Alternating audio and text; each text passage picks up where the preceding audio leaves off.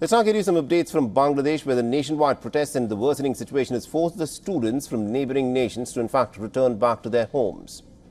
The Indian Ministry of External Affairs has said that at least about 778 Indian students who had gone to Bangladesh to study have now returned back home to India through various land ports. Now, the High Commission of India in Dhaka is in touch with at least about 4,000 students in various universities. Students from Nepal and Bhutan are also being assisted with their crossing into India on request. Until now, over 1,000 students from Bhutan, Nepal and India have managed to leave Bangladesh. Students are arriving into India through borders at neighbouring states of West Bengal and Tripura, and they are going through a series of security checks upon their arrival.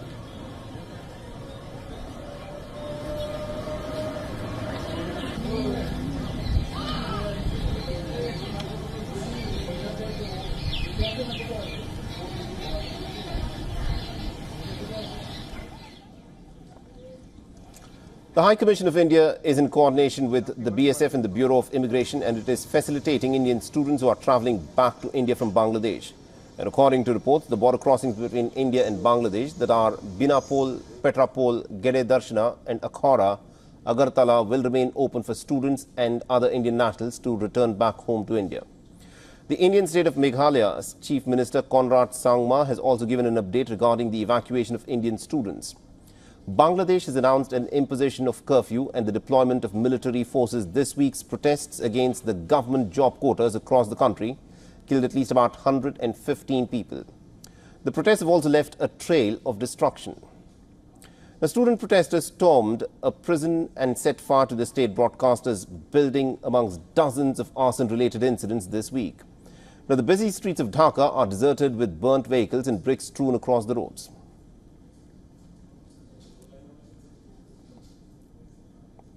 Almost close to about 405 students from India have been evacuated from Bangladesh through Dauki, and out of them about 80 are from our state of Meghalaya itself, and then the rest are from other parts of the state of the country. We also have the students from Bhutan and Nepal also who were there, and some tourists who were stuck, who again crossed the border from. The massive violence and arson has raged on in 26 districts of Bangladesh over the last 3 days. National broadcaster Bangladesh Television is offline after hundreds of protesters set its building on fire in Dhaka. There is a complete internet and telecom shutdown that is in effect in order to curb the violence. A jailbreak has also been reported in central Bangladesh's Narsingri district. Student protesters are reported to have stormed a jail and then freed hundreds of inmates before setting it on fire. Earlier, angry protesters had taken to the streets in a few pockets of the country ahead of the pro-government counter-demonstrations after midday prayers. Fresh confrontation between the police and the protesters are being reported around the capital city. Hundreds of students blocked the roads in the upscale district of Banani, forcing the police to fire tear gas. And after this, the Dhaka police also banned all public gatherings for the day.